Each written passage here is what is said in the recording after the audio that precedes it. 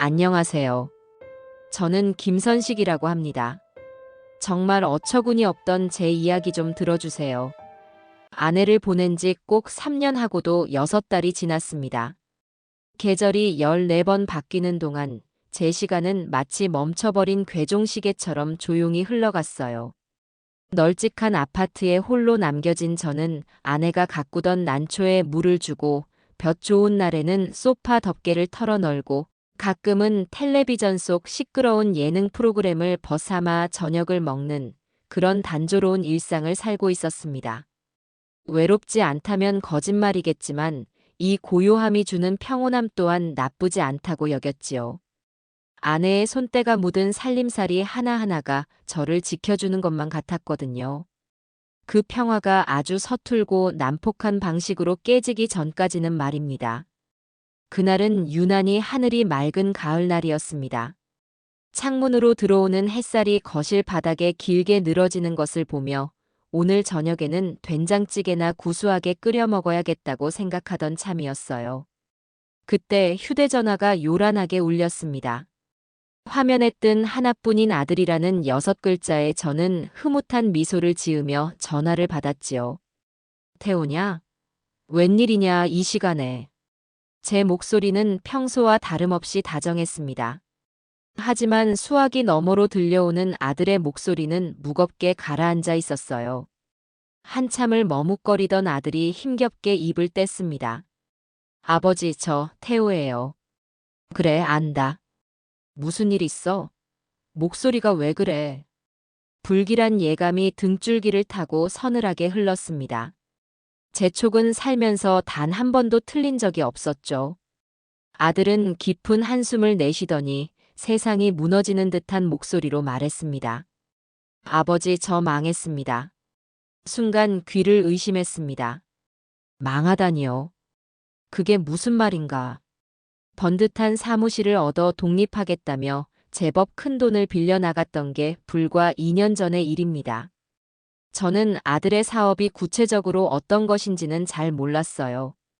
그저 시대의 흐름에 맞는 좋은 일이라고만 들었죠. 며느리인 고진아는 옆에서 남편이 큰 돈을 벌 사람이라며 연신 부추겼고, 저는 그런 아들 내외의 당당한 모습에 노후 자금의 일부를 선뜻 내주기까지 했습니다. 그런데 망했다니요. 그게 무슨 소리냐? 자세히 말해봐라. 제 목소리가 저도 모르게 떨려 나왔습니다. 아들은 더듬더듬 자초지종을 설명하기 시작했어요.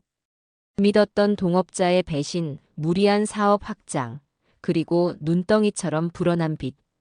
이야기는 진부했지만 제 아들에게 닥친 현실은 참혹했습니다. 결국 살던 오피스텔 보증금까지 빼서 빚을 메웠지만 길바닥에 나앉을 신세가 되었다는 것이 이야기의 결론이었어요. 그래서 진아는 알고 있고 내 옆에 있어요. 저희 갈 곳이 없습니다, 아버지. 전화기 너머로 아들의 흐느낌이 희미하게 들려왔습니다. 제 가슴도 미어졌지요. 하나뿐인 자식이 길거리에 나앉게 생겼는데 어느 부모가 마음 편히 잠을 잘 수 있겠습니까? 알았다. 일단 집으로 와라. 와서 이야기하자. 그렇게 저의 평화롭던 일상에 예고 없는 폭풍이 몰아치기 시작했습니다. 두어 시간이 흘렀을까 현관 도어록 누르는 소리가 들리고 곧이어 문이 열렸습니다. 헬쑥한 얼굴의 아들 태우와 그 뒤에 잔뜩 날이 선 표정으로 서 있는 며느리 고진아가 보였어요. 태우는 저를 보자마자 고개를 푹 숙였지만 진아는 고개만 까딱하며 짧게 인사할 뿐이었습니다. 그 아이의 얼굴에는 미안함이나 걱정보다는 어쩌다 이런 곳에 신세를 지게 됐나 하는 노골적인 불만이 가득했습니다. 힘들었지? 어서 들어오너라. 밥은 먹었고. 저는 애써 웃으며 아들 내외를 맞았습니다. 태호는 죄송합니다. 아버지라는 말만 되풀이했고 진아는 대답 대신 거실을 한번 쓱 훑어보더군요. 그 눈빛이 마치 박물관의 낡은 유물을 감정하는 것 같아 기분이 썩 좋지는 않았어요. 며느리가 끌고 들어온 커다란 여행 가방들은 여전히 번쩍이는 명품 로고를 달고 있었습니다. 저 가방 하나 팔면 한두 달 생활비는 좋게 나올 것 같은데 하는 엉뚱한 생각이 스쳐 지나갔습니다. 일단 방부터 정리하거라. 태호, 너는 건넌방을 쓰면 되겠다. 제가 손으로 방을 가리키자 진아가 곧바로 불만스러운 목소리로 끼어들었습니다. 아버님, 그 방은 너무 좁지 않아요? 그리고 해도 잘 안 들던데. 저희 짐도 많고요. 그럼 어디를 쓰겠다는 말이냐? 안방이 훨씬 넓고 볕도 잘 들잖아요. 아버님께서 건넌방을 쓰시고 저희가 안방을 쓰면 안 될까요? 저희 지금 심신이 너무 지쳐서 좋은 환경에서 쉬어야 회복도 빠를 것 같아요. 기가 막혔습니다. 망에서 굴러들어온 주제에 주인인 저더러 작은 방으로 옮기고 안방을 내놓으라니요.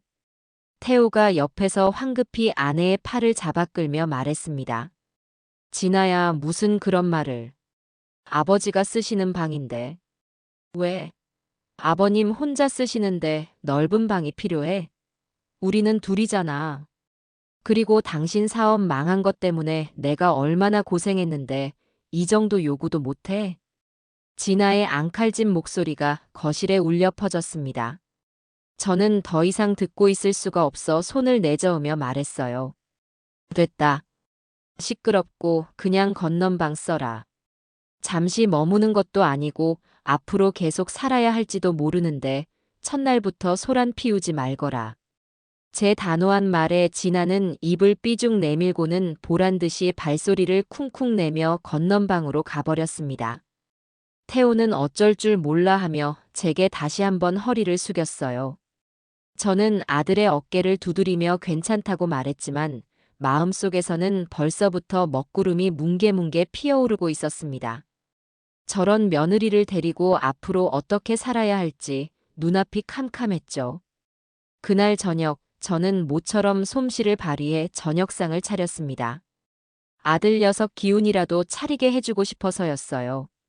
쌀밥을 고봉으로 푸고 낮에 생각했던 대로 된장찌개를 구수하게 끓이고 냉장고에 있던 밑반찬을 종류별로 꺼내 상다리가 휘어지게 차렸습니다. 하지만 식사 시간은 그야말로 가시방석이었습니다. 진아는 수저를 들기 전부터 상을 위아래로 훑어보더니 첫마디를 뗐습니다. 어머님 살아계실 때는 상차림이 훨씬 화려했던 것 같은데.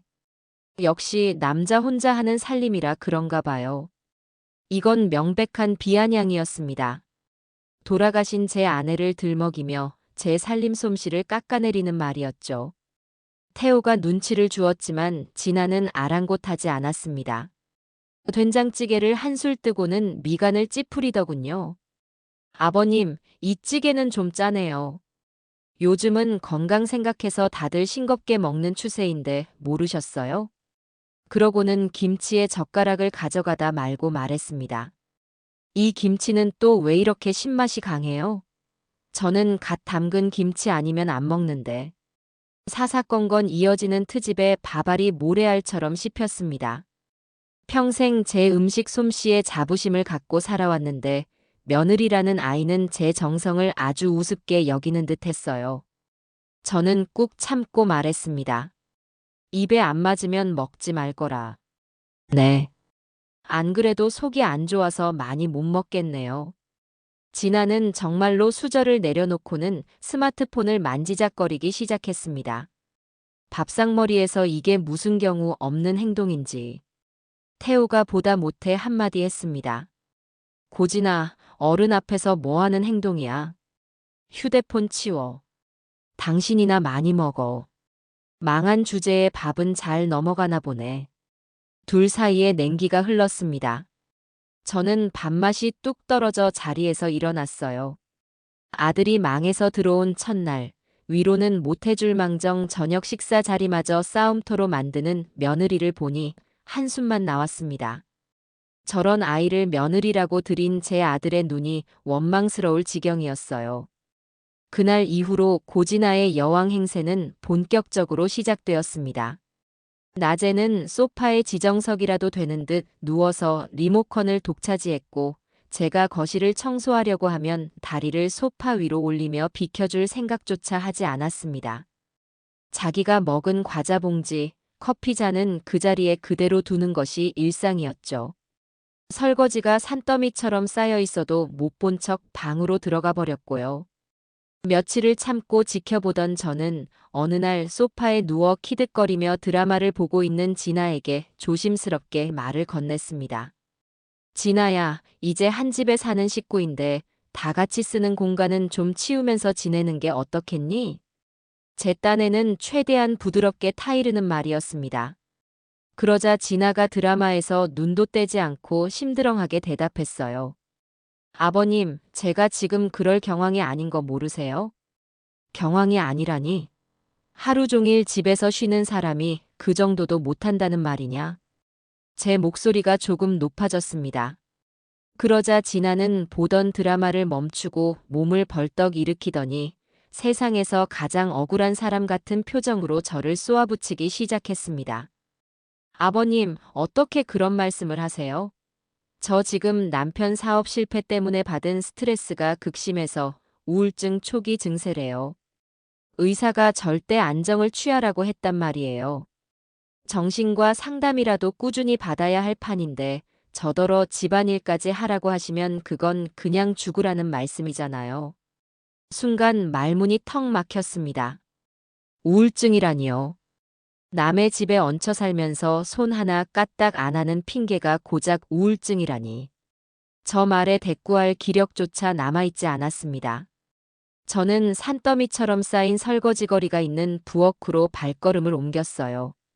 차가운 물에 손을 담그자 며느리의 말이 뾰족한 얼음 송곳이 되어 심장을 쿡쿡 쑤시는 것만 같았습니다. 아내와 함께 가꾸었던 이 평화로운 공간이 이제는 아주 낯설고 불편한 전쟁터가 되어버렸다는 사실을 뼈저리게 실감하는 순간이었죠. 앞으로의 날들이 캄캄하게만 느껴졌습니다.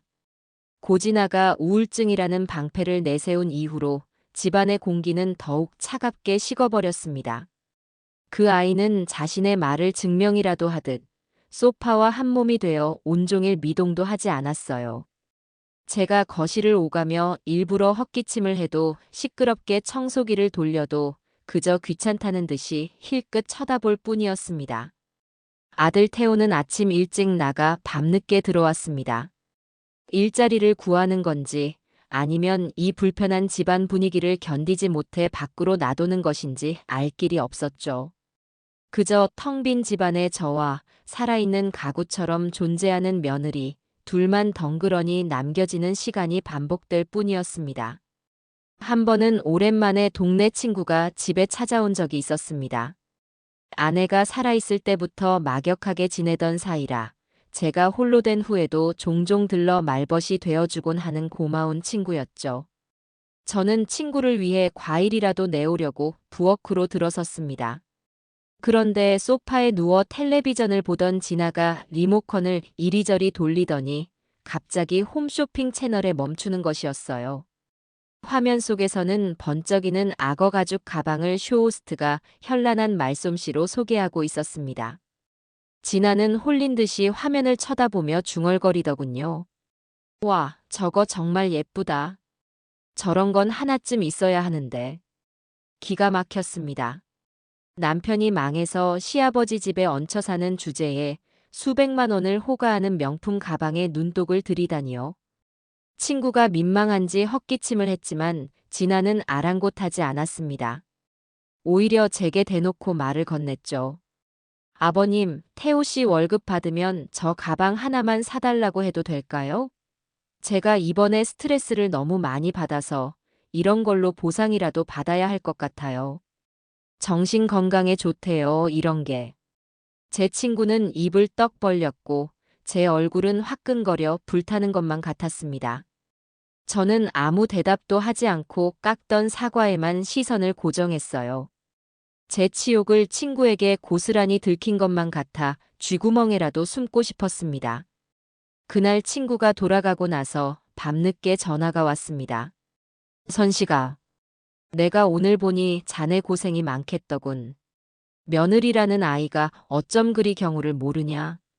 자네 아들은 뭘 하는 건지. 친구의 위로 섞인 걱정에 저는 그만 울컥하고 말았습니다. 다 내 복이라고 짧게 대답하고 전화를 끊었지만 밤새 잠을 이룰 수가 없었어요. 남의 눈에도 저 아이의 무례함이 훤히 보이는데 정작 아들인 태호는 왜 저렇게 아내에게 쩔쩔매기만 하는 것인지 답답해서 가슴을 쳤습니다. 제 속은 그렇게 하루하루 시커멓게 멍들어가고 있었습니다. 그리고 운명의 그날이 밝았습니다. 그날은 제 아내의 기일이었습니다. 저는 이른 아침부터 홀로 버스를 타고 아내가 잠들어 있는 추모공원으로 향했어요. 며느리가 들어온 이후 집안에서 한 번도 편히 쉬지 못했던 터라 마음이 무척 복잡했습니다. 아내의 사진 앞에서 저는 한참 동안 아무 말도 하지 못했어요. 그저 제 마음속의 응어리들을 아내가 알아주기만을 바랄 뿐이었죠. 여보, 나 정말 어떡하면 좋겠소. 당신이 남기고 간 이 집에서 내가 당신 아들을, 그리고 저 아이를 품고 살아야 하는데 내 그릇이 이것밖에 안 되는 건지 아니면 저 아이가 너무 모진 건지 나는 이제 정말 모르겠소. 한참을 그렇게 아내에게 하소연을 하다 보니 마음이 조금은 가라앉는 것 같기도 했습니다. 그래, 내가 어른이지. 내가 참아야지. 아들이 저 지경이 된 것도 다 내 탓인 것을. 제가 조금 더 아들을 강하게 키우지 못했고 며느리를 처음부터 따끔하게 휘어잡지 못했던 과오가 있는 것이지요. 저는 추모공원을 나서며 마음을 다잡았습니다. 오늘 저녁에는 진아가 언젠가 지나가는 말로 느끼해서 별로라면서도 2점이나 집어먹던 갈비찜이라도 해줘야겠다고요. 마지막으로, 정말 마지막으로 제가 먼저 손을 내밀어 보기로 결심한 겁니다. 시장에 들러 가장 좋은 갈비대를 사고 온갖 채소와 양념거리를 한아름 사서 집으로 향하는 발걸음은 그래도 조금은 가벼웠습니다. 하지만 현관문을 여는 순간 그 가벼운 마음은 산산조각이 나고 말았어요. 집안은 그야말로 난장판이었습니다. 제가 아침에 깨끗하게 닦아놓고 나갔던 거실 테이블 위에는 커피를 쏟은 자국이 검게 말라붙어 있었고 소파에는 과자 부스러기가 사방에 흩어져 있었습니다. 부엌 쪽을 보니 더 가관이었죠. 쓰레기통에는 초밥, 피자 같은 배달 음식 용기들이 터질 듯이 쌓여 있었고 싱크대에는 진아가 혼자 간식을 챙겨 먹은 듯한 그릇과 컵들이 그대로 방치되어 있었습니다. 이 집은 더 이상 제 집이 아니었습니다. 제 허락도 없이 멋대로 더럽히고 어지르는 주인을 존중할 줄 모르는 객에게 점령당한 공간일 뿐이었어요. 저는 손에 든 장바구니를 바닥에 내려놓았습니다. 갈비찜을 하려던 의욕도 마지막으로 품었던 온정도 차갑게 식어버렸지요. 분노가 머리끝까지 치밀어 올랐지만 저는 마지막 이성의 끈을 붙잡고 안방을 향해 소리쳤습니다. 진아야, 안에 있느냐? 한참 뒤에야 방문이 빼꼼 열리더니 잠이 덜 깬 얼굴에 진아가 나왔습니다. 귀에는 이어폰을 꽂고 있었어요. 제가 부르는 소리도 제대로 듣지 못한 모양이었습니다. 진아는 저와 집안 꼴을 한번 쓱 훑어보더니 짜증이 가득한 목소리로 말했습니다. 아, 깜짝이야. 왜 그렇게 소리를 지르세요? 이 집안 꼴이 지금 뭐냐고 묻고 있다. 내가 아침에 다 치우고 나가지 않았어. 그리고 저녁밥 할 생각은 안 하고 이건 다 뭐냐? 저는 배달 음식 쓰레기통을 턱으로 가리켰습니다. 그러자 진아는 너무나 당연하다는 듯이 대답하더군요.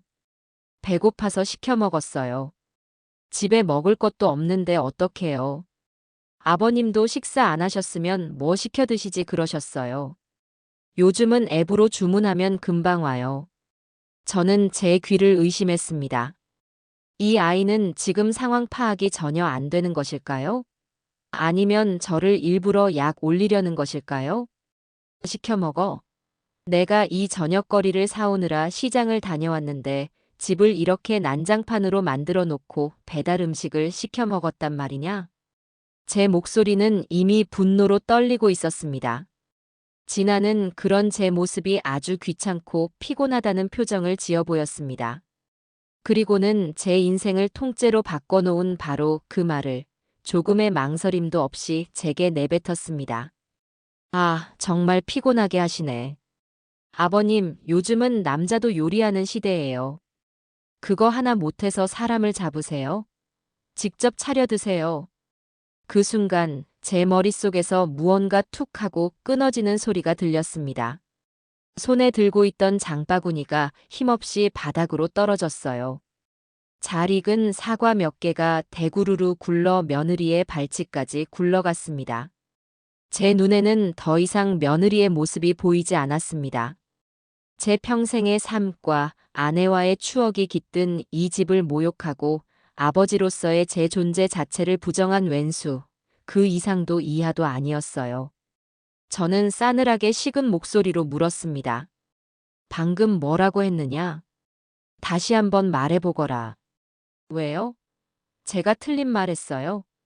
요즘 세상이 어떤 세상인데 아직도 며느리가 밥해주기만 기다리세요?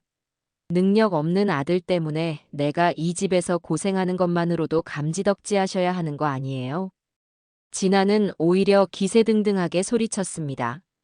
그 모습을 보는 순간 저의 마지막 이성의 끈은 완전히 끊어져 버렸습니다. 나가. 네. 뭐라고요?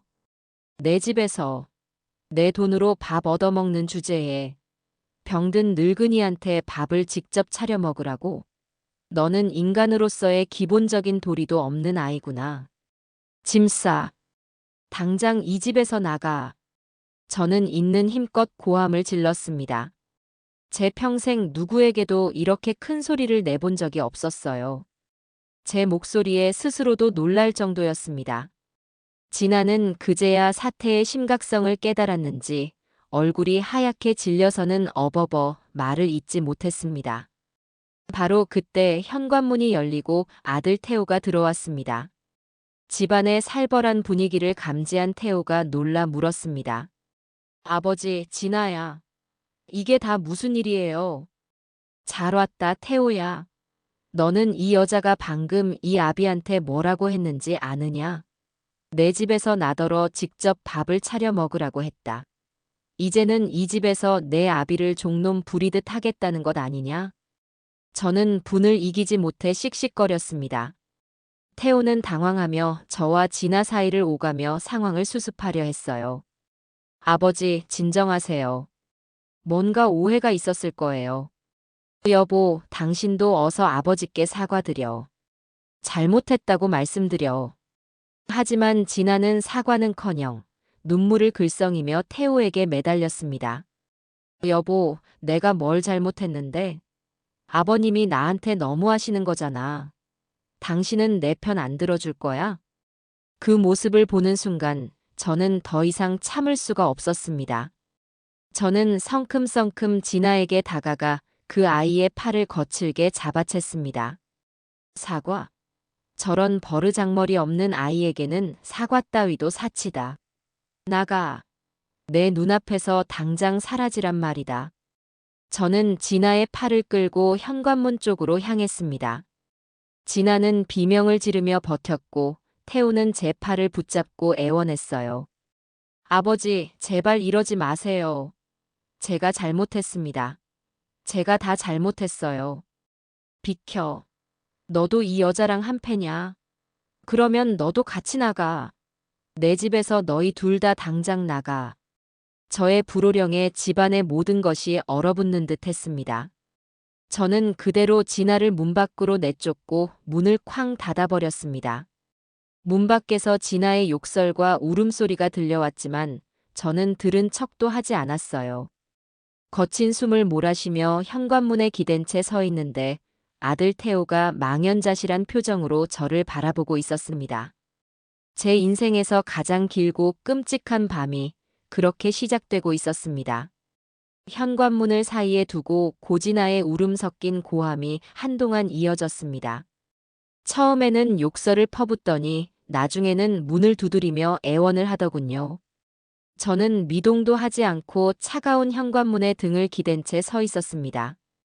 제 심장은 평생 느껴보지 못한 속도로 격렬하게 뛰고 있었어요. 분노와 허탈함, 그리고 아들에 대한 미안함이 뒤섞여 머릿속이 터질 것만 같았죠.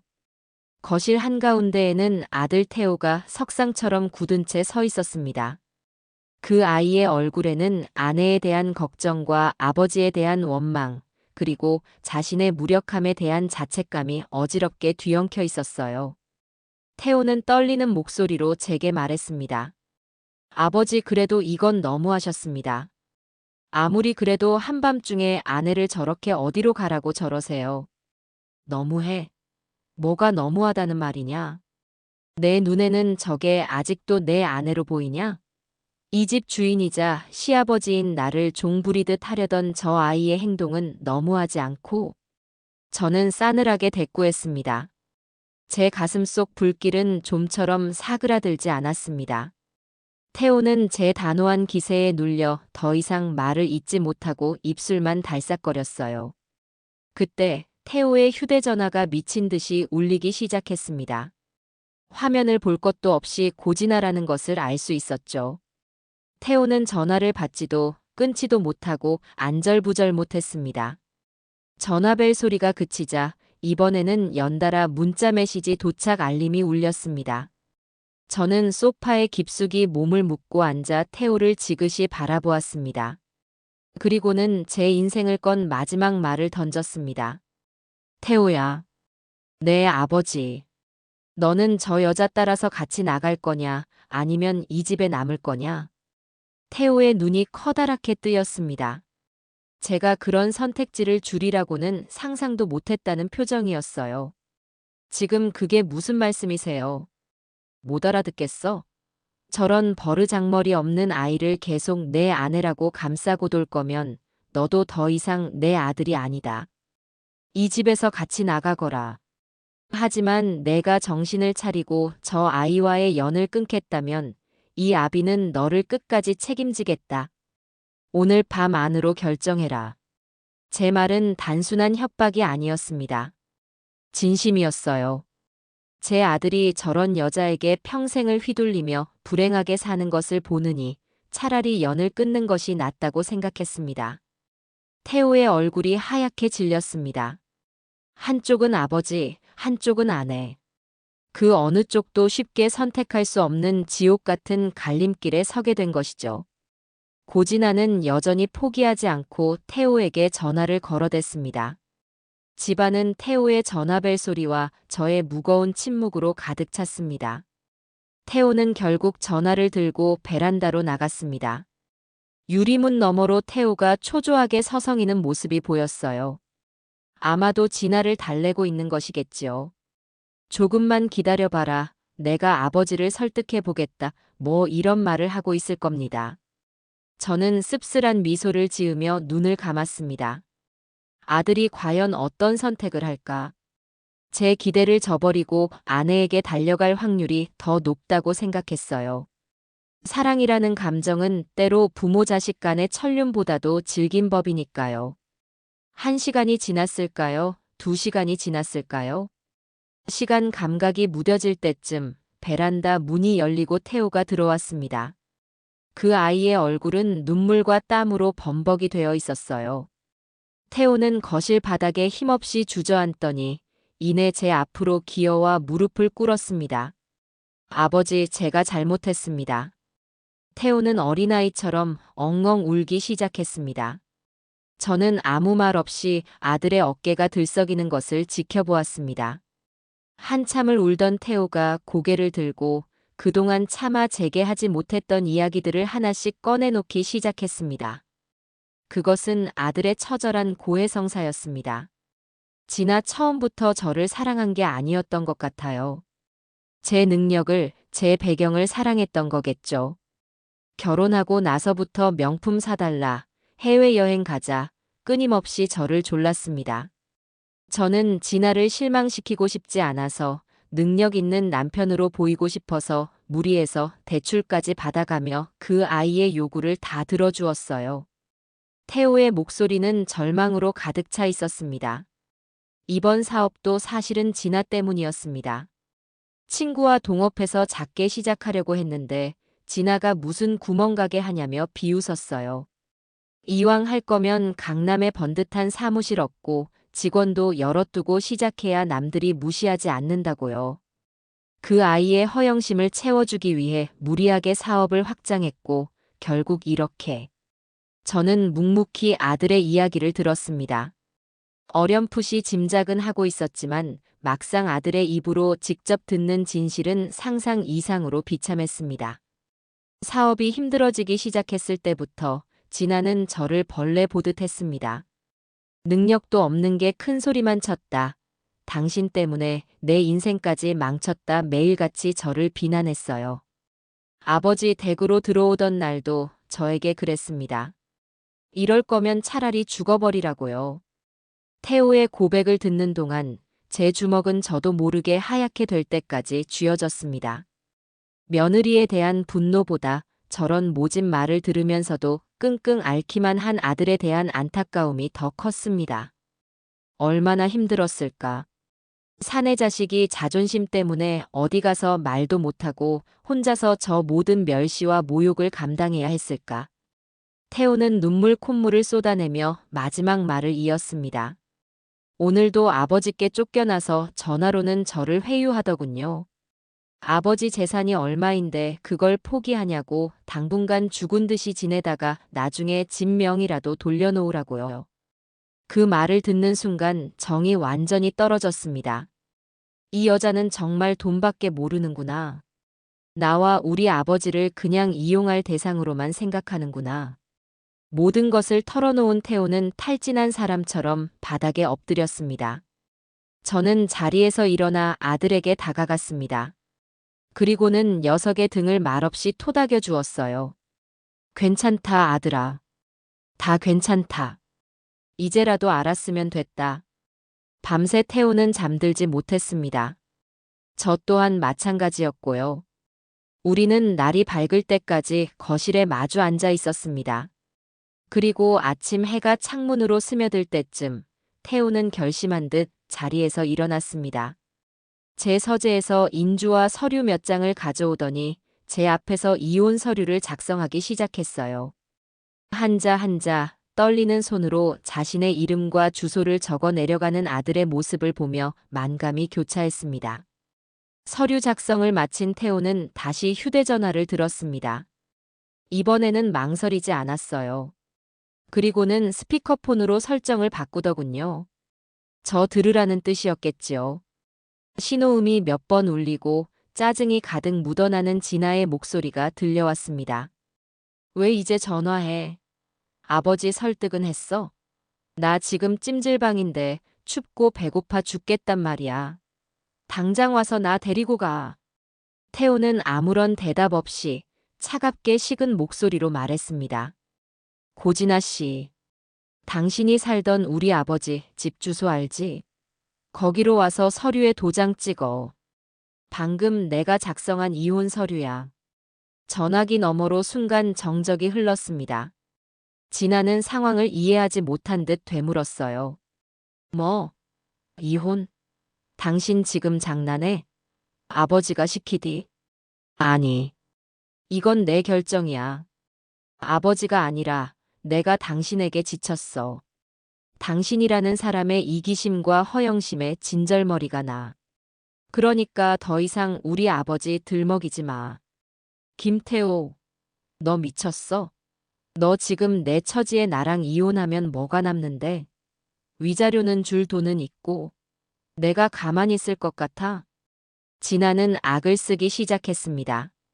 하지만 태호는 더 이상 흔들리지 않았어요. 위자료?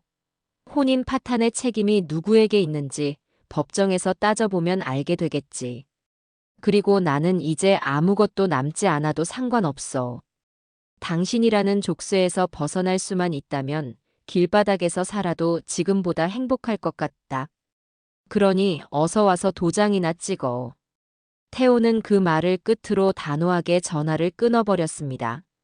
전화가 끊긴 후 집안에는 다시 고요함이 찾아왔습니다. 하지만 그 고요함은 어젯밤의 숨막히는 침묵과는 다른 종류의 것이었어요. 그것은 폭풍이 지나간 뒤의 고요함, 그리고 모든 것을 새로 시작해야 하는 자들의 비장한 침묵이었습니다. 저는 제 아들이 비로소 한 사람의 독립된 어른으로서 첫걸음을 떼었다고 생각했습니다. 비록 그 대가가 너무나도 혹독했지만 말입니다. 고진아가 집을 나간 다음 날 아침, 저와 아들은 어색하게 식탁에 마주 앉았습니다. 밥상 위에는 어제 제가 끓이려다 만 된장찌개와 밑반찬 몇 가지가 전부였어요. 진아가 있던 자리가 횡하니 비어 있는 것이 유난히 크게 느껴졌습니다. 우리는 약속이라도 한 듯 아무 말 없이 밥만 먹었습니다. 숟가락과 그릇이 부딪히는 소리만이 어색한 침묵을 채울 뿐이었죠. 한참 동안 밥을 꾸역꾸역 넘기던 태호가 먼저 입을 열었습니다. 아버지 죄송합니다. 제가 사람 보는 눈이 없었습니다. 됐다. 이제 와서 그런 말은 뭐하러 하냐? 다 지난 일이다. 저는 퉁명스럽게 대답하며 아들의 밥그릇 위에 김치 한 조각을 올려주었습니다. 밥이나 많이 먹어라. 속 든든해야 뭐라도 하지. 제 말에 아들은 다시 고개를 푹 숙였습니다. 그 모습이 안쓰러워 저도 모르게 한숨이 나왔어요. 식사를 마친 후 저는 자리에서 일어나 고무장갑을 꼈습니다. 그리고는 곧장 건넌방으로 향했어요. 그 방은 진아가 떠난 후에도 여전히 그 아이의 흔적으로 가득했습니다. 침대 위에는 벗어놓은 옷가지가 널려 있었고 화장대 위에는 값비싼 화장품들이 어지럽게 흩어져 있었죠. 방 안가득히 진아의 진한 향수 냄새가 배어 있었습니다. 저는 창문을 활짝 열어 환기를 시키고 방 안에 있는 진아의 모든 물건을 커다란 쓰레기 봉투에 담기 시작했습니다. 옷가지, 화장품, 읽다 만잡지, 심지어는 머리카락 한 올까지도 남김없이 치워버리고 싶었어요. 제가 묵묵히 짐을 치우는 동안 태우도 어느새 제 옆으로 와서 일을 거들기 시작했습니다. 우리는 아무 말도 하지 않았지만 서로의 마음을 알고 있었습니다. 이것은 단순한 청소가 아니었어요. 저희 부자의 삶을 좀먹던 과거를 털어내고 새로운 시작을 다짐하는 신성한 의식과도 같은 것이었습니다. 진아의 물건이 담긴 쓰레기 봉투를 몇 개나 내가 버리고 나서야 집안 공기가 한결 상쾌해진 기분이 들었습니다. 우리는 땀을 뻘뻘 흘리며 거실 바닥에 주저앉았습니다. 그때 태호의 휴대전화가 다시 울리기 시작했어요. 고진아였습니다. 태호는 잠시 망설이더니 제 눈치를 한번 살피고는 전화를 받지 않고 거절 버튼을 눌렀습니다. 그러자 곧바로 장문의 문자 메시지가 도착했어요. 태호가 굳은 얼굴로 휴대전화 화면을 제게 보여주었습니다. 여보, 내가 다 잘못했어. 어젯밤에는 내가 너무 경황이 없어서 그랬어. 제발 한 번만 용서해줘. 다시는 안 그럴게. 우리 다시 시작하자. 응. 문자에는 애원과 후회가 가득 담겨 있었지만 그 어디에도 진심은 느껴지지 않았습니다. 저는 아들에게 말했어요. 답장하지 마라. 저런 문자에 마음 약해지면 너는 평생 저 아이의 소나기에서 벗어나지 못할 거다. 태호는 고개를 끄덕이고는 휴대전화 전원을 아예 꺼버렸습니다. 하지만 진아의 공격은 거기서 끝나지 않았어요. 그날 오후부터 진아의 태도는 180도 달라졌습니다. 애원이 통하지 않자 이제는 분노와 협박을 퍼붓기 시작한 것이죠. 김태호, 너 정말 이렇게 나올 거야? 어떻게 아버지 말 한마디에 조강지처를 벌여. 넌 남자도 아니야. 이 마마보이. 좋아, 이혼해. 대신 위자료 단단히 준비해야 할 거야. 내가 사업하면서 쓴 돈 전부 내가 폭로하고 아버님 집까지 차 앞 들어가게 만들 테니까 각오해. 문자 메시지는 점점 더 악랄하고 저급해졌습니다. 심지어는 제게도 직접 문자를 보내왔더군요. 아버님, 아들 인생 그렇게 망쳐놓으시니 행복하세요? 아버님 때문에 저희 부부가 이혼하게 됐으니 모든 책임은 아버님께 있습니다. 법정에서 뵙죠. 저는 어이가 없어 실소만 나왔습니다. 적반하장도 유분수지. 이 아이는 정말 구제불능이라는 생각이 들었어요. 진아는 거기서 그치지 않고 태호의 친구들과 지인들에게까지 전화를 돌려 자신이 일방적으로 쫓겨났다고, 시아버지의 등살에 못 이겨 이혼하게 되었다고 눈물로 호소하며 동정심을 유발했습니다. 덕분에 태호는 한동안 지인들의 전화를 받느라 곤욕을 치러야 했죠. 그날 밤 지칠 대로 지친 아들과 저는 거실에 마주 앉아 소주잔을 기울였습니다. 태호는 술 기운을 빌려 제게 속마음을 털어놓았어요. 아버지, 저는 이제 어떻게 살아야 할지 정말 모르겠습니다. 빚은 산더미 같고 제 이름으로는 신용카드 한 장 만들 수 없는 신세가 됐는데 제가 다시 일어설 수 있을까요? 아들의 눈에는 깊은 절망감이 서려 있었습니다. 저는 그런 아들의 잔에 술을 채워주며 말했습니다. 아들아, 실패하는 건 부끄러운 게 아니다. 넘어져도 괜찮아. 다시 일어나면 되니까. 정말 부끄러운 건 넘어진 채로 주저앉아 아무것도 하지 않는 거다. 저는 제 젊은 시절 이야기를 들려주었습니다. 저 역시 사업에 실패해 길바닥에 나앉을 뻔한 적이 있었고, 그때마다 죽은 아내가 곁에서 저를 일으켜 세워주었다는 이야기를요. 너의 옆에는 이제 너의 아내가 없지만 이 아비가 있지 않으냐? 그러니 너무 걱정하지 마라. 당장 내일부터 뭐라도 시작해봐. 공사장에 가서 벽돌이라도 나르고 식당에 가서 설거지라도 해. 땀 흘려번 돈의 가치를 다시 한번 깨닫게 되면 너는 분명히 다시 일어설 수 있을 거다. 제 진심 어린 격려에 아들은 다시 한번 눈물을 글썽였습니다. 하지만 이번 눈물은 절망의 눈물이 아니었어요. 새로운 희망을 다짐하는 뜨거운 눈물이었습니다. 네, 아버지. 그렇게 하겠습니다. 뭐든지 다 하겠습니다. 그날 밤 우리 부자는 오랜만에 한 방에서 같이 잠이 들었습니다. 마치 제가 어렸을 적 세상이 무서워 아버지의 이불 속으로 파고들었던 그날처럼 아들은 제 옆에서 새우잠을 자며 깊은 잠에 빠져들었어요. 저는 그런 아들의 등을 토닥여주며 이 아이가 다시 굳건하게 자신의 두 발로 설 수 있을 때까지 제가 기꺼이 버팀목이 되어주리라 굳게 다짐했습니다. 폭풍은 지나갔고 이제 폐허가 된 땅 위에 새로운 집을 지어야 할 시간이었습니다. 비록 힘들고 더딘 과정이 되겠지만 우리 부자는 함께였기에 두렵지 않았습니다. 아들과의 약속 이후 태호는 다음 날 새벽부터 집을 나섰습니다. 저는 녀석이 어디로 향하는지 묻지 않았어요. 그저 묵묵히 아침밥을 차려 배웅할 뿐이었죠. 며칠 동안 태호는 파김치가 된 얼굴로 밤늦게 돌아와 씻고 자기 바빴습니다. 그러던 어느 날 아들이 제 앞에 자신의 휴대전화 화면을 내밀더군요. 인력사무소에서 보낸 문자 메시지였습니다. 내일 새벽 어느 건설 현장으로 나오라는 내용이었죠. 저는 아무 말 없이 아들의 어깨를 두드려 주었습니다. 비록 시작은 미약하지만 제 아들이 다시 세상으로 나아가기 위해 발버둥 치고 있다는 사실만으로도 가슴 한편이 뭉클했습니다. 한편 집을 나간 며느리 고진아는 어떻게 지내고 있을까요? 처음 며칠은 태호에게 전화를 걸어 애원도 하고 협박도 하더니 이내 잠잠해졌습니다. 아마도 태호가 번호를 차단해버렸기 때문이겠지요. 저는 진아가 의지할 곳이라고는 친구 아니면 친정뿐일 거라고 짐작했습니다. 그리고 제 짐작은 그리 틀리지 않았던 모양입니다. 나중에 태호가 지인을 통해 전해 들은 바로는 진아는 가장 친하다던 친구의 집에 신세를 졌다고 해요. 하지만 그 생활은 오래가지 못했습니다. 진아는 신세를 지는 주제에도 여전히 여왕처럼 굴었다고 합니다.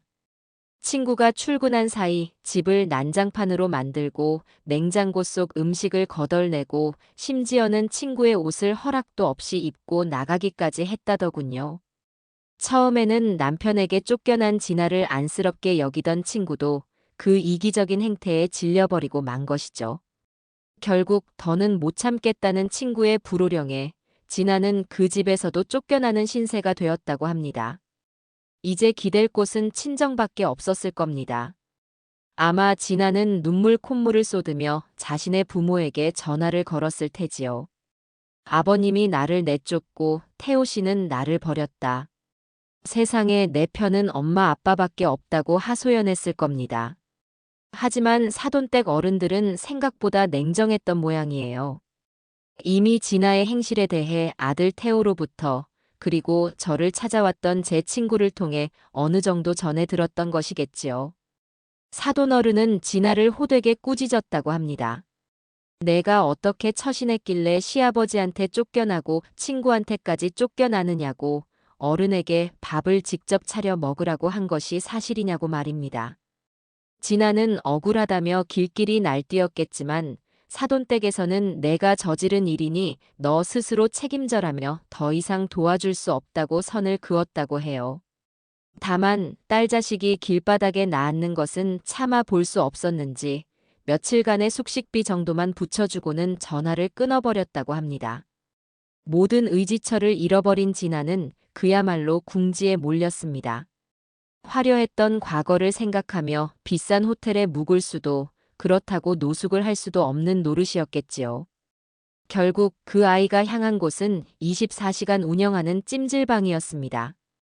시끄럽고 낯선 사람들 틈에 끼어 딱딱하고 더러운 바닥에서 새우잠을 자는 신세가 된 겁니다. 매일 마시던 고급 카페의 라떼 대신 자판기에서 뽑은 밍밍한 커피로 아침을 때우는 자신의 처지가 얼마나 비참하게 느껴졌을까요? 그렇게 며칠을 찜질방에서 전전하던 진아는 마지막 지푸라기라도 잡는 심정으로 태호를 찾아 나섰습니다.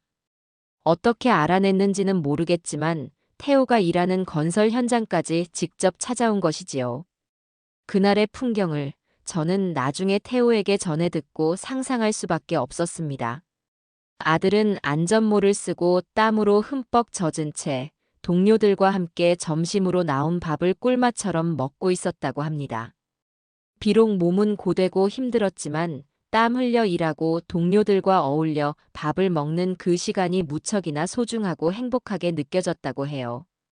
바로 그때 그 평화로운 풍경 속으로 고진아가 걸어 들어왔습니다. 진아는 건설 현장과는 전혀 어울리지 않는 화려한 원피스에 높은 구두를 신은 모습이었다고 해요.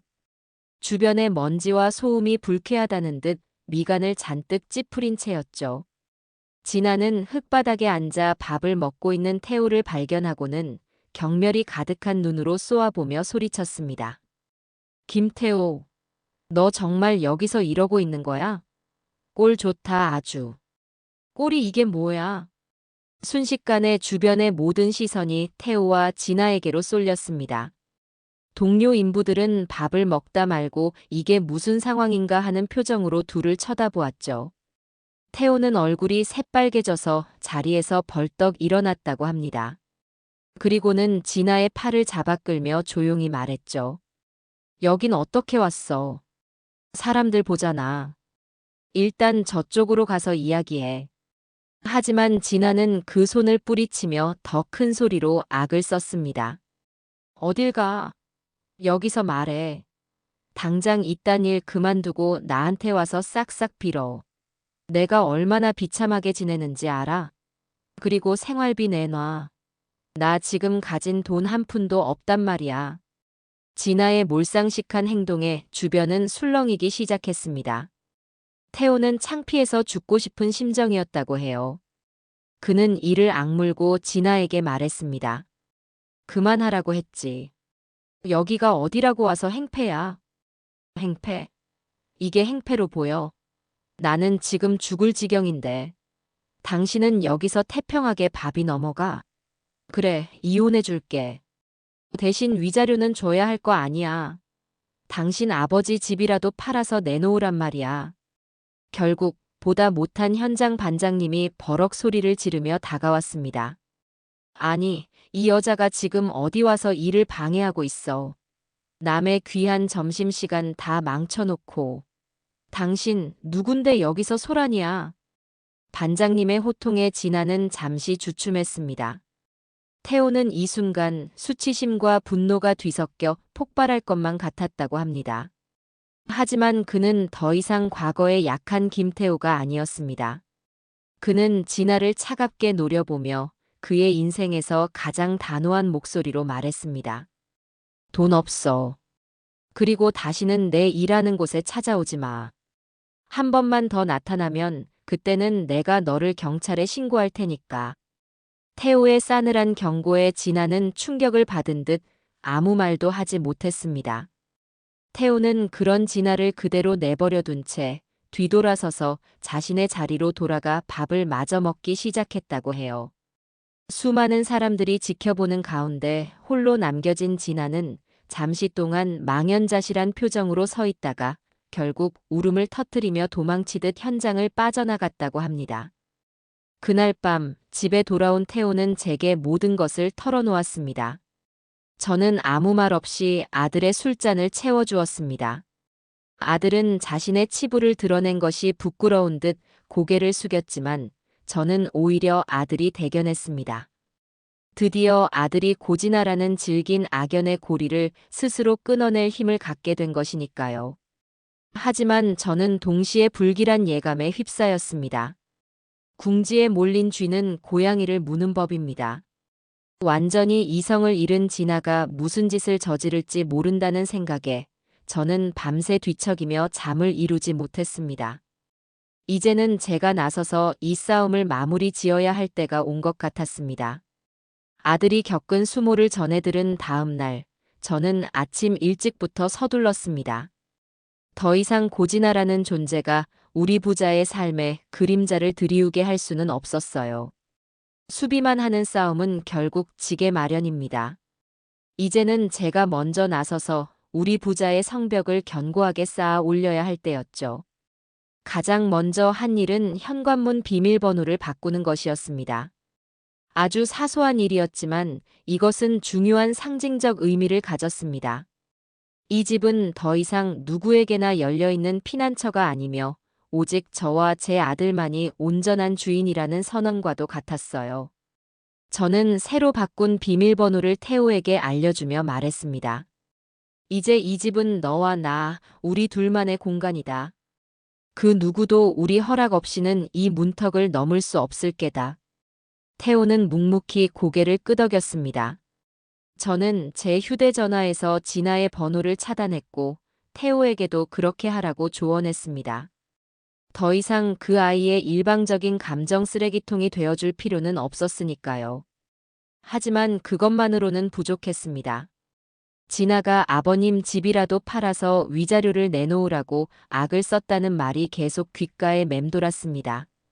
물론 법적으로 불가능하다는 것을 알았지만 사람의 마음이라는 것이 그리 간단하지가 않더군요.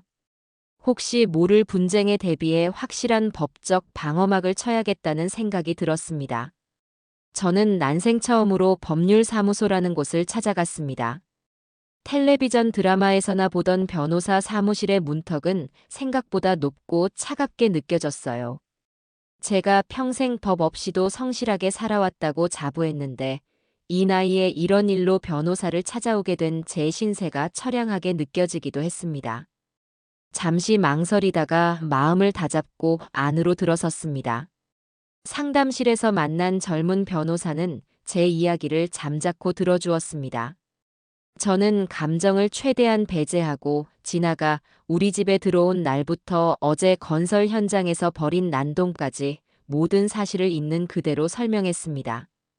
제 이야기를 다 들은 변호사는 안경을 고쳤으며 차분한 목소리로 법적인 상황을 설명해주기 시작했어요. 아버님, 너무 걱정하지 않으셔도 될 것 같습니다. 우선 이 아파트는 아버님께서 아드님의 혼인 관계와 상관없이 이전부터 소유하고 계셨던 재산, 즉 특유재산에 해당합니다. 따라서 며느님, 아니 이제 곧 전 며느님이 될 그분은 이 아파트에 대해 재산 분할을 청구할 권리가 전혀 없습니다. 변호사의 말에 안도의 한숨이 나왔습니다. 제 평생의 노력이 담긴 이 집을 지킬 수 있다는 사실만으로도 큰 위안이 되었죠. 그리고 위자료 문제인데요. 현재 아버님과 아드님의 말씀을 종합해 볼 때 혼인 관계가 파탄에 이른 주된 책임은 상대방에게 있다고 볼 소지가 매우 큽니다. 시아버지에게 직접 밥을 차려 먹으라고 폭언을 한 점, 남편의 사업 실패 이후 지속적으로 인격을 모독한 점, 그리고 남편의 일터까지 찾아가 소란을 피운 점 등은 명백한 유책 사유에 해당합니다. 따라서 상대방이 위자료 소송을 제기하더라도 법원에서 기각될 확률이 매우 높습니다. 오히려 아드님께서 위자료를 청구할 수도 있는 상황입니다. 변호사의 명쾌한 설명에 그동안 제 마음을 무겁게 짓누르던 돌덩이 하나가 사라지는 기분이었습니다. 저는 그제야 변호사에게 깊이 고개를 숙이며 감사 인사를 전했어요. 법률사무소를 나서는 제 발걸음은 들어갈 때와는 비교할 수 없을 만큼 가벼웠습니다. 이제 저는 더 이상 피해자가 아니었습니다. 제 삶과 재산을 지킬 논리와 법을 손에 쥔 당당한 주체였죠. 집으로 돌아오니 마침 태호도 일을 마치고 돌아와 있었습니다. 저는 변호사에게 들은 이야기를 모두 전해주었고 태호는 그제야 안심하는 표정을 지었습니다. 바로 그때였습니다. 집 전화기가 요란하게 울리기 시작했어요. 발신자 표시에는 낯선 번호가 찍혀 있었습니다. 왠지 불길한 예감이 들었지만 저는 담담하게 수화기를 들었습니다. 여보세요. 수화기 너머에서는 잠시 침묵이 흐르더니 이내 귀에 익은 목소리가 들려왔습니다. 사돈, 즉 고진아의 아버지였습니다. 저는 마음속으로 전투 준비를 마쳤습니다. 딸 자식의 편을 들며 저를 비난하려거든 오늘 변호사에게 들은 법률 용어를 총동원해서 맞서 싸우리라 다짐했죠. 하지만 사돈의 목소리는 제 예상과는 달리 힘이 하나도 없었습니다. 사돈 어른 저 진아 아비입니다. 면목이 없습니다. 다 저희가 자식 교육을 잘못 시킨 탓입니다. 염치불고하고 이렇게 전화드린 것은 진아에게서 연락을 받았습니다. 사돈 어른과 김서방이 자신을 완전히 버렸다고 난리를 쳐서요. 그래서 말인데 사돈 어른. 사돈은 말을 흐렸습니다. 그 뒷말이 무엇일지 저는 충분히 짐작할 수 있었어요. 딸 자식을 다시 한번 받아달라는 말이겠지요. 저는 그의 말이 끝나기를 기다리지 않고 정중하지만 단호한 목소리로 입을 열었습니다.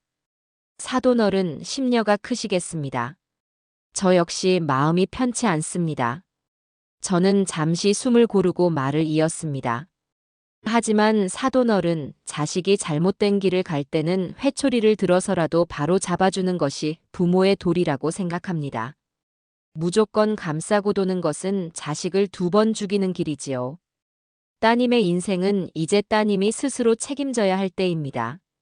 그래도 사돈 어른, 아이가 갈 곳이 없다고 합니다. 잠시만이라도. 사돈 어른, 따님은 제 집에서 제게 직접 밥을 차려 먹으라고 말했던 아이입니다. 이것은 단순히 밥 한 끼의 문제가 아닙니다. 사람에 대한, 어른에 대한 기본적인 존중이 없는 것입니다. 그런 존중이 없는 관계는 가족이 될 수 없다고 생각합니다. 태호의 인생은 이제부터 제가 책임지고 바로 세우겠습니다. 그러니 사돈 어른께서도 따님의 인생을 책임지고 바로잡아 주십시오.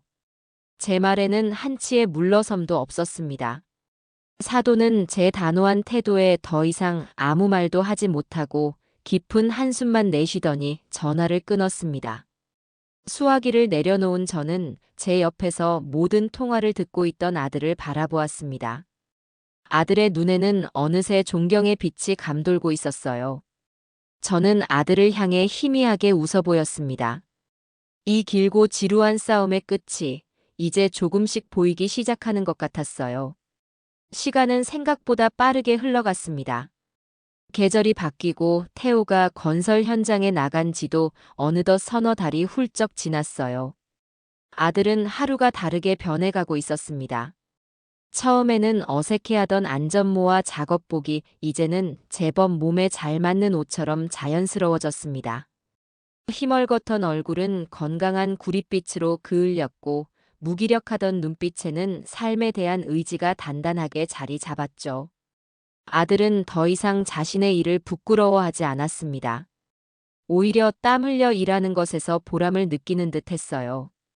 현장 반장님은 태호의 성실하고 우직한 태도를 무척이나 마음에 들어 했습니다.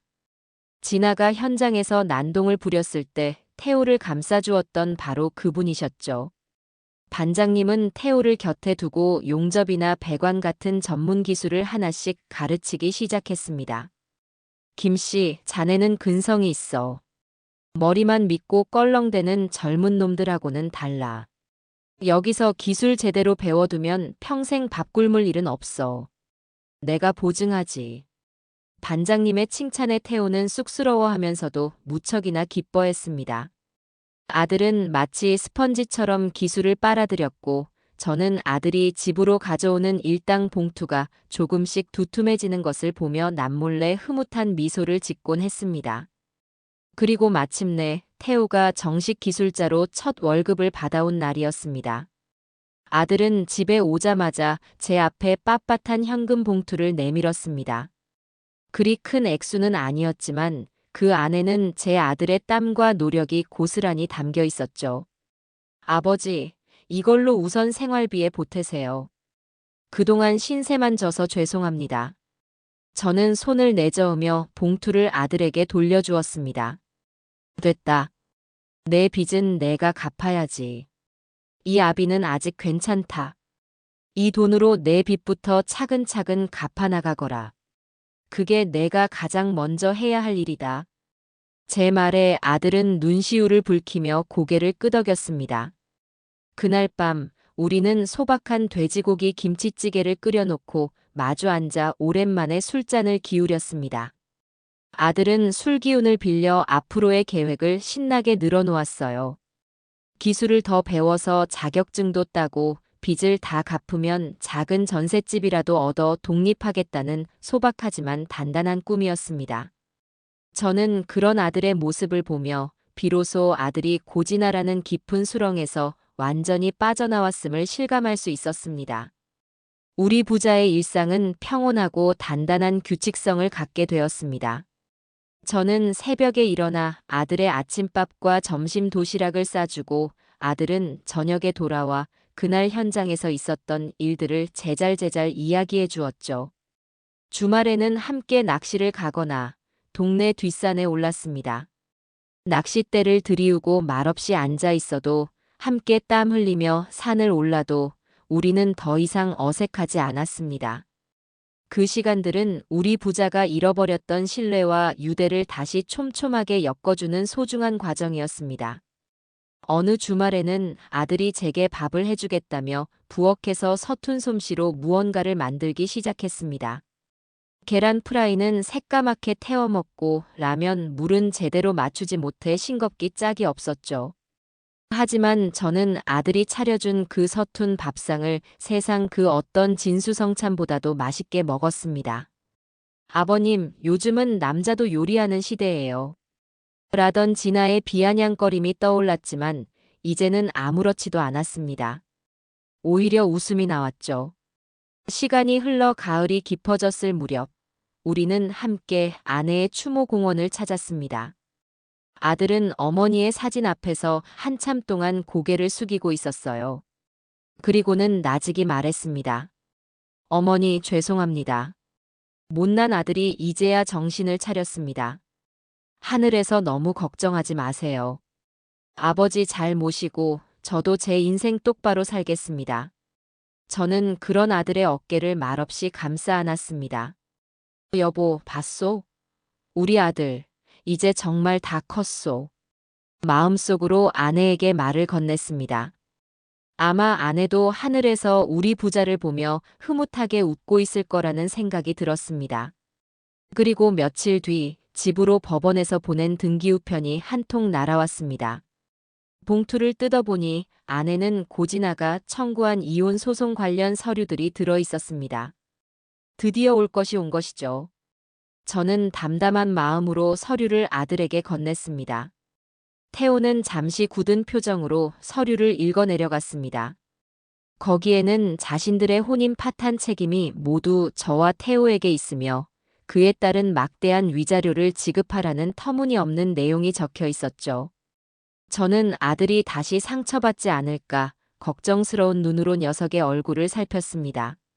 하지만 태호의 얼굴에는 슬픔이나 분노, 미련 같은 감정은 보이지 않았어요.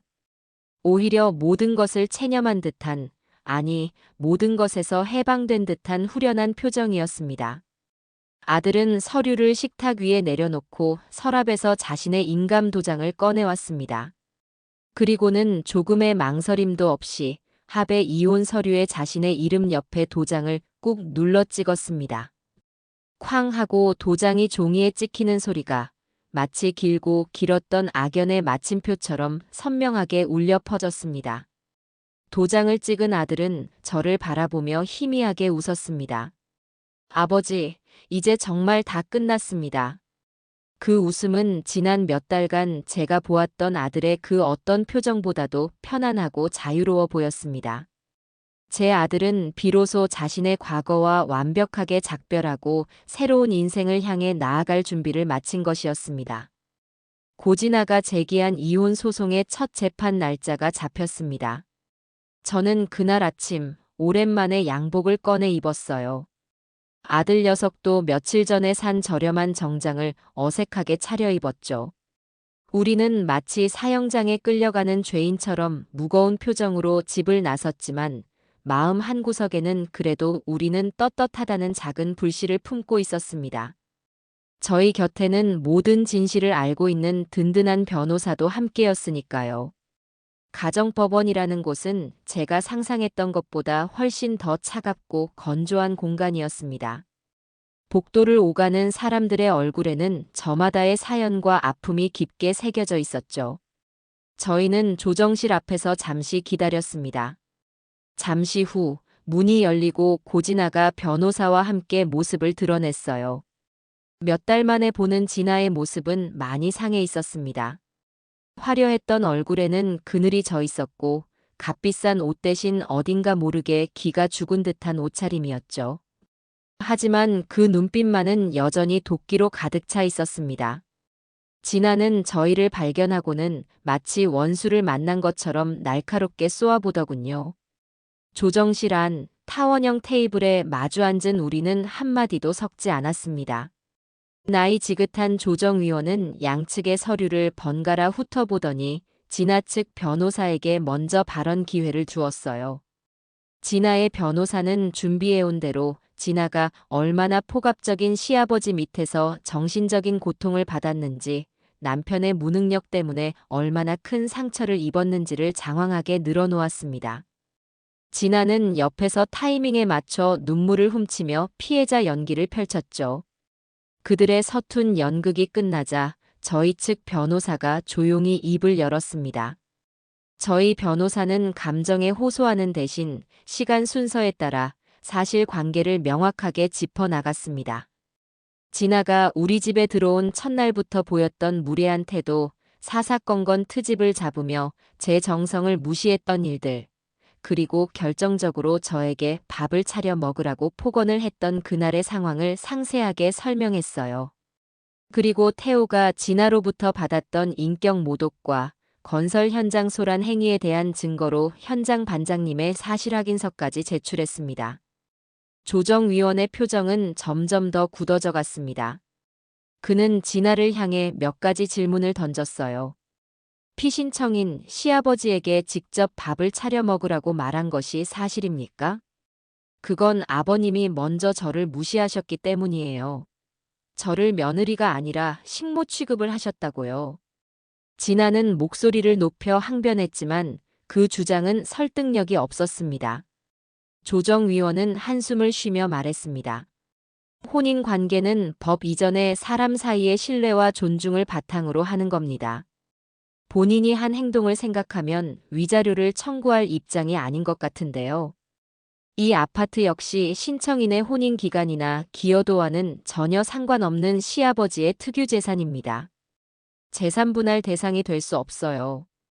조정위원의 말은 사실상의 판결과도 같았습니다. 진아의 얼굴이 새하얗게 질리는 것이 보였어요. 조정위원은 마지막으로 저희에게 물었습니다. 신청인 측에서는 혹시 상대방의 유책 사유에 대해 위자료를 청구할 의사가 있으십니까? 저와 태호는 눈을 마주쳤습니다. 태호가 변호사를 통해 대답했어요. 아닙니다. 위자료는 필요 없습니다. 저희는 그저 이 관계를 최대한 빨리 그리고 깨끗하게 정리하고 싶을 뿐입니다. 그것으로 조정은 끝났습니다. 진아의 무리한 요구는 모두 기각되었고 법은 저희의 손을 들어주었죠. 조정실을 나오는 진아는 분을 이기지 못해 몸을 부들부들 떨고 있었습니다. 그 아이는 저희를 향해 저주를 퍼부었어요. 그래, 당신들 잘 먹고 잘 살아. 내가 이렇게 순순히 물러날 것 같아? 인터넷에 당신들 만행을 다 퍼뜨려서 얼굴도 못 들고 다니게 만들어줄 테니까. 하지만 그 협박은 더 이상 저희에게 아무런 위협이 되지 못했습니다. 법이라는 가장 강력한 방패가 저희를 지켜주고 있었으니까요. 며칠 후, 진아는 정말로 자신의 말을 실행에 옮겼습니다. 유명 인터넷 커뮤니티에 악독한 시아버지와 마마보이 남편에게 쫓겨난 며느리의 한 맺힌 사연이라는 자극적인 제목의 글을 올린 것이죠. 태호가 어두운 표정으로 제게 그 글을 보여주었습니다. 글의 내용은 그야말로 소설이었습니다. 저는 하루 종일 며느리를 구박하고 트집을 잡는 폭군 시아버지로 묘사되어 있었고, 태호는 자기 주관 하나 없이 아버지 말에 벌벌 떠는 한심한 마마보이로 그려져 있었어요. 진아 자신은 그런 시월드 속에서 묵묵히 희생하며 살림만 하던 가련한 피해자였죠. 처음에는 그 글에 동정적인 댓글들이 많이 달렸습니다.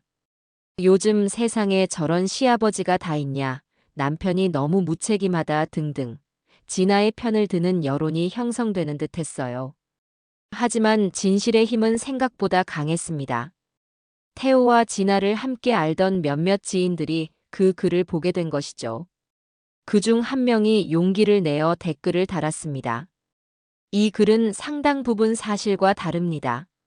제가 아는 태호 씨는 결코 이런 사람이 아니며 오히려 전 부인의 사치와 허영심 때문에 마음고생이 심했던 것으로 압니다. 그 댓글 하나가 기폭제가 되었습니다. 이어서 다른 지인들의 증언이 이어졌고, 심지어는 태호의 건설 현장 동료 중 한 명이 그 글을 보고 진아가 현장에서 벌였던 난동을 생생하게 묘사하는 댓글을 달기까지 했습니다. 여론은 순식간에 뒤집혔습니다. 네티즌들은 오히려 진아의 과거 SNS를 파헤치기 시작했고, 명품과 해외여행을 자랑하던 게시물들을 찾아내어 그녀의 주장이 거짓임을 증명해냈죠. 피해자 코스프레 소름 돋네. 남편 등골 빼먹던 사람이 무슨 할 말이 있다고. 진아는 여론의 문매를 맞고 결국 글을 삭제한 채 잠적해버렸습니다.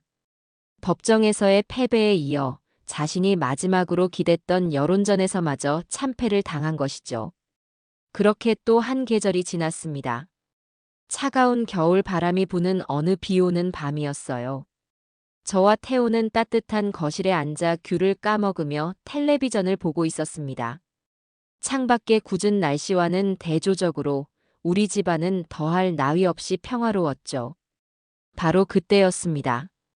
현관문에서 아주 희미하게 문을 긁는 듯한 소리가 들려왔어요. 처음에는 빗소리인 줄 알았습니다. 하지만 소리는 그치지 않고 마치 길 잃은 짐승의 울음소리처럼 애처롭게 이어졌습니다. 태호가 고개를 갸웃하며 인터폰으로 다가갔습니다. 그리고 화면을 보는 순간 녀석의 얼굴이 굳어졌어요. 저도 자리에서 일어나 인터폰 화면을 들여다보았습니다. 화면 속에는 쏟아지는 비를 온몸으로 맞은 채 웅크리고 있는 한 여자의 모습이 보였습니다. 흠뻑 젖은 머리카락이 얼굴에 어지럽게 달라붙어 있었고, 한때는 도끼로 가득 찼던 그 얼굴에는 이제 절망과 체념만이 남아 있었죠. 고진아였습니다. 진아는 저희가 보고 있다는 것을 알아챘는지 카메라를 향해 떨리는 손을 뻗으며 애원하기 시작했습니다. 그 목소리는 더 이상 앙칼지지도 당당하지도 않았습니다. 모든 것을 잃어버린 사람의 마지막 절규, 그 자체였어요. 여보, 아니, 태호 시아버님, 문 좀 열어주세요. 제가 다 잘못했어요. 정말이에요. 갈 곳이 없어요. 추워요. 배고파요. 제발. 그 처참한 모습을 보니 저 역시 마음이 편치만은 않았습니다. 한때나마 제 며느리였고 제 아들이 사랑했던 여자였으니까요. 제 옆에 서 있는 태호의 눈빛이 안쓰러움으로 흔들리는 것을 보았습니다. 어쩌면 이 순간 아들의 마음이 다시 약해질지도 모른다는 생각이 들었죠. 저는 아들의 어깨를 가만히 잡았습니다. 문을 열어줄 것인가 아니면 이대로 외면할 것인가. 우리 부자는 또다시 중요한 선택의 기로에 놓였습니다. 인터폰 화면 속에서 비참하게 울부짖는 고진아의 모습을 보며 아들 태호는 입술을 깨물었습니다.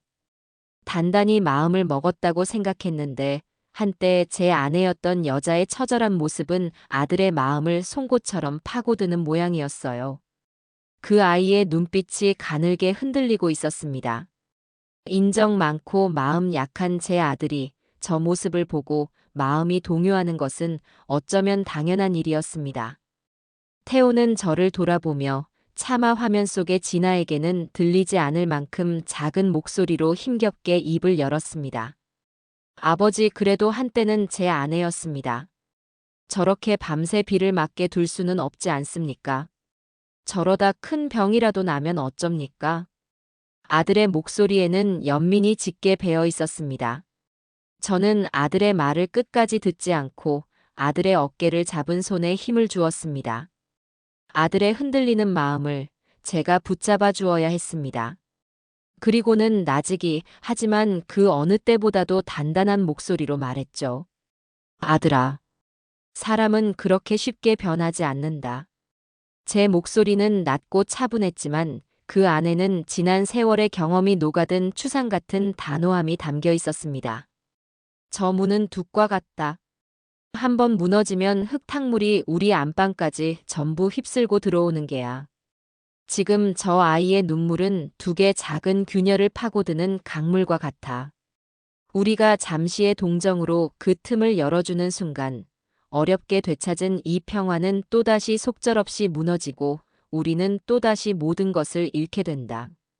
저는 잠시 말을 멈추고 아들의 눈을 깊이 들여다보았습니다. 지금 저 아이의 눈물은 진심 어린 반성에서 나오는 것이 아니다. 모든 것을 잃고 기댈 곳 하나 없는 자신의 처지가 서러워 흘리는 자기 연민의 눈물일 뿐이야. 만약 우리가 오늘 밤 저 아이에게 문을 열어준다면 우리 부자는 또다시 저 아이의 감정적 노예가 되어 평생을 휘둘리게 될 게다. 너는 또다시 그 지옥으로 돌아가고 싶으냐? 제 말에 태호의 눈빛이 파르르 떨렸습니다. 아들의 머릿속에 지난 몇 달간의 고통스러운 시간들이 주마등처럼 스쳐 지나가는 것이 보이더군요. 태호는 고개를 떨구었습니다. 그리고는 잠시 동안의 길고 무거운 침묵 끝에 결심한 듯 천천히 고개를 끄덕였어요. 그 눈빛은 다시 단단해져 있었습니다. 알겠습니다. 아버지 말씀이 맞습니다. 이 평화를 다시 잃을 수는 없지요. 우리는 문을 열지 않기로 했습니다. 하지만 이대로 모른 척 외면하는 것 또한 어른으로서 할 도리는 아니라고 생각했어요. 이 지긋지긋한 악연에 미련 한 점 남지 않도록 우리 손으로 온전한 마침표를 찍어야 했습니다. 저는 인터폰의 통화 버튼을 눌렀습니다. 밖에서 들려오던 진아의 울음소리가 멈칫하는 것이 느껴졌어요. 빗소리와 섞여 그 아이의 거친 숨소리가 스피커를 통해 희미하게 들려왔습니다. 저는 화를 내지도 소리를 지르지도 않았습니다. 그저 제 평생을 통틀어 가장 차분하고 냉정한 목소리로 이 싸움의 마지막을 고했습니다. 고진아, 나다. 아버님. 아버님, 제가 잘못했어요. 내 목소리 듣고 싶지 않으니 내 말만 듣거라. 그리고 내가 하는 말을 내 남은 인생을 걸고 마음속 깊이 새겨두는 것이 좋을 게다. 저는 잠시 숨을 골랐습니다. 그리고는 마치 판사가 서리빨 같은 목소리로 판결문을 읽어내려가듯 진아의 잘못을 하나씩 읊기 시작했습니다. 우선 내가 우리 집에 처음 들어온 날부터 시작하자꾸나. 너는 오갈 데 없어 신세지러운 주제에 이 집의 역사가 담긴 안방을 내가 잠시 편하게 쉬어야 한다는 이유 하나만으로 내놓으라고 했다. 내 눈에는 이 집의 주인인 내가 너의 편의를 위해 자리를 비켜줘야 하는 하인으로 보였더냐? 기억하느냐? 너는 내 아내가 평생을 아끼고 닦으며 사용했던 살림살이들을 보며 촌스럽다고 타박했고, 내가 정성껏 차려준 밥상 앞에서 짜내 시내하며 내 정성을 짓밟았다. 내가 촌스럽다고 타박했던 그 장롱은 내 시어머니가 혼수로 해온 것이고, 내가 짜다고 내려놓았던 그 찌개는 태우가 가장 좋아하던 음식이었다. 너는 단순히 물건과 음식을 짓밟은 것이 아니다. 우리 가족의 추억과 정성을 짓밟은 게야. 내가 틀린 말을 하고 있나? 아니에요, 아버님, 그건 오해예요. 내 말 끊지 말라고 했을 텐데. 너는 심지어 태호의 사업 실패를 모두 태호 탓으로 돌리며 이럴 거면 차라리 죽어버리라는 모진 말까지 서슴지 않았지. 그뿐인 줄 아느냐? 능력 없는 패배자라고, 당신 같은 남자와 결혼한 내 인생이 불쌍하다고. 그 말을 매일같이 들으며 내 아들이 어떤 심정으로 밤을 보냈을지 너는 단 한 번이라도 생각해 본 적 있느냐? 그리고 마지막으로 내가 내게 직접 밥을 차려 먹으라고 했던 그 말. 진아야, 그건 단순히 밥 한 끼의 문제가 아니었다. 그것은 인간에 대한 최소한의 존중, 그리고 가족이 되어보려 했던 어른에 대한 예의의 문제였다. 너는 그 모든 것을 내 발로 걷어차 버린 거야. 제 말이 끝나자 옆에 서 있던 태우가 조용히 인터폰을 이어받았습니다. 아들의 목소리 역시 강철처럼 차갑게 식어 있었습니다. 진아야, 아버지 말씀이 다 맞아. 우리 사이가 이렇게 된 건 아버지 때문이 아니야. 처음부터 끝까지 너의 이기심과 오만함 때문이었어. 나는 당신의 남편이기 이전에 이 집의 아들이고 우리 아버지의 자식이야. 당신은 나에게 그 둘 중 하나를 선택하라고 강요했지만 그건 선택의 문제가 아니었어. 당신이 내 가족을 존중하지 않는 순간 당신은 이미 내 가족이 아니었던 거야.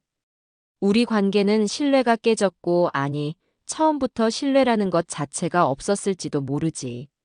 당신에게 나는 성공을 위한 발판이었고 아버지는 기댈 언덕이었을 뿐 가족은 아니었으니까. 그러니 이제 와서 울고불고 매달려도 아무것도 돌이킬 수 없어. 인터폰 너머로 진아의 울음소리가 절규에 가깝게 변했습니다. 이제는 부인도 변명도 하지 않았습니다. 그저 서럽게 울기만 할 뿐이었죠. 그 모습을 보니 분노보다는 측은한 마음이 먼저 들었습니다. 저 아이도 결국 제대로 사랑받는 법도 사랑하는 법도 배우지 못한 불쌍한 존재일 뿐이라는 생각이 들었으니까요. 저는 안방으로 들어가 낡은 오동나무 서랍 깊숙이 넣어두었던 비상금 봉투를 꺼내왔습니다. 제 평생의 비상 자금이었죠.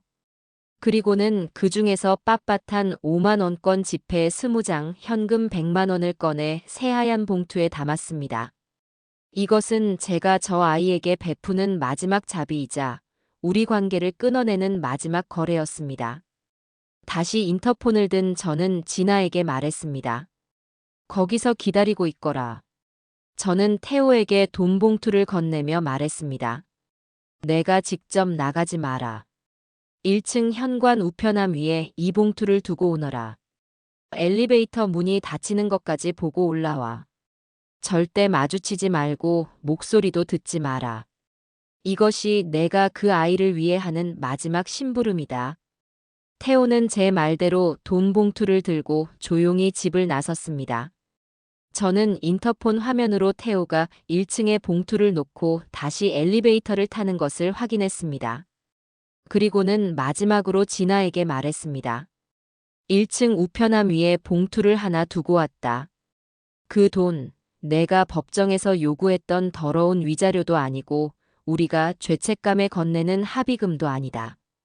저는 잠시 말을 멈추고 가장 중요하고도 마지막인 말을 이었습니다. 그것은 굶어 죽지 말고 얼어 죽지 말라고 한때나마 인연을 맺었던 사람에 대한 인간으로서의 마지막 도리이자 이 아비가 베푸는 마지막 동정이다.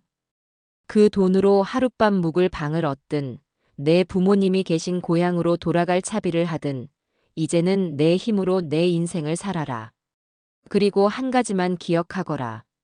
내 인생이 이토록 비참해진 것은 그 누구의 탓도 아닌 너 자신의 오만과 이기심 때문이다. 그 사실을 깨닫지 못하는 한 너는 어느 곳에 가서 누구를 만나도 결코 행복해질 수 없을 것이다. 부디 내 남은 인생은 너 자신을 돌아보며 살아가길 바란다. 그리고 다시는 우리 부자 앞에 나타나지 마라. 이것이 정말 마지막이다. 저는 그 말을 끝으로 통화 종료 버튼을 눌렀습니다. 더 이상 진아의 목소리를 듣고 싶지 않았습니다. 잠시 후 인터폰 화면 속에서 진아가 비틀거리며 1층으로 내려가는 모습이 보였습니다. 그 아이는 우편함 위에 놓인 하얀 봉투를 집어들고는 그 자리에 주저앉아 한참을 오열했습니다. 그리고는 이내 몸을 일으켜 쏟아지는 겨울비 속으로 휘청거리며 사라졌습니다. 마치 한편의 길고 지루했던 연극이 마침내 그 막을 내리는 것 같았죠. 잠시 후 태호가 돌아왔고 우리 부자는 아무 말 없이 서로를 마주 보았습니다. 집안은 언제 그랬냐는 듯 다시 고요해졌습니다.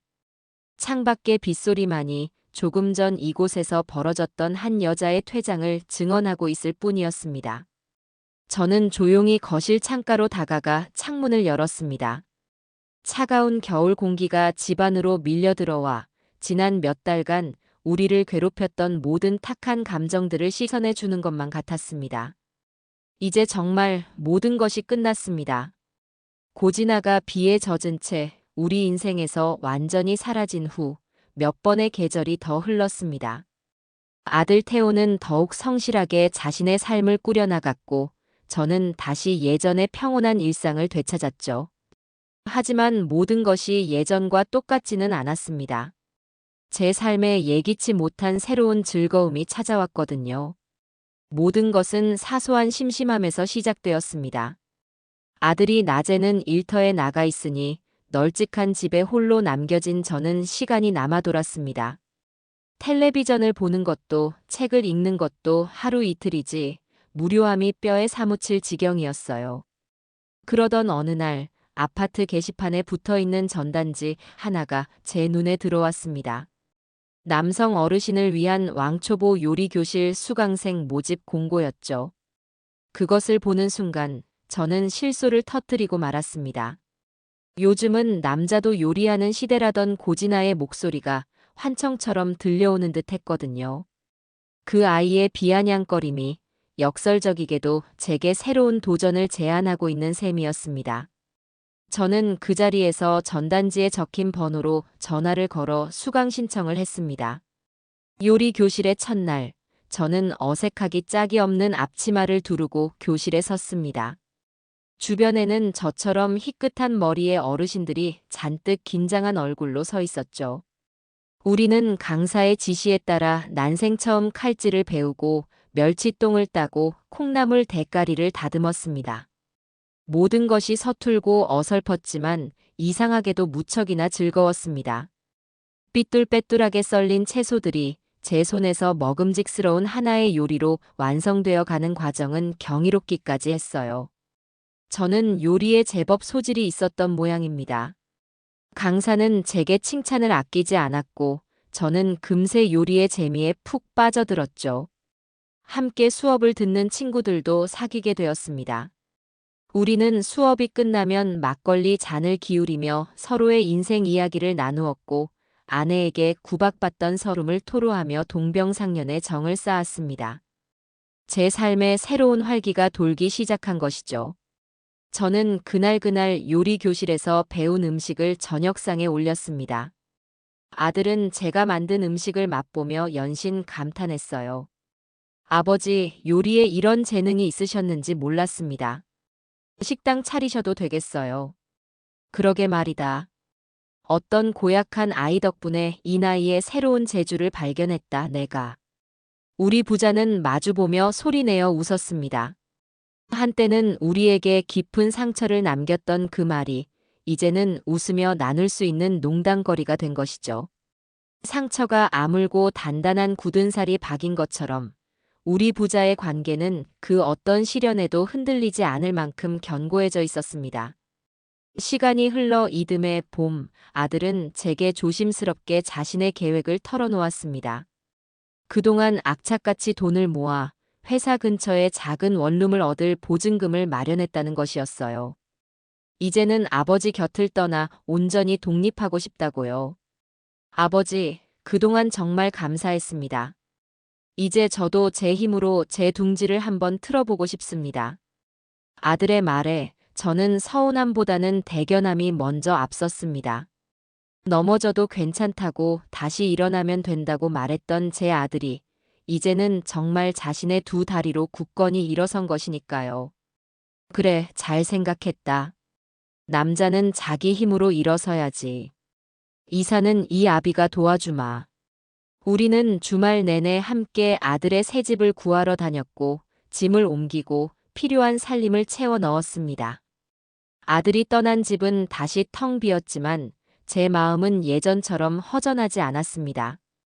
아들이 멀리 떠난 것이 아니라 바로 제 곁에 굳건한 울타리를 하나 더 세운 것이라고 생각했기 때문이죠.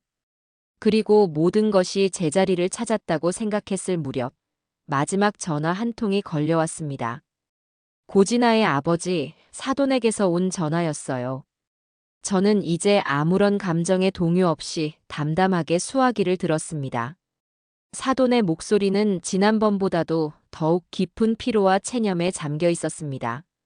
사돈어른 아니 김 선생님. 잘 지내시는지요?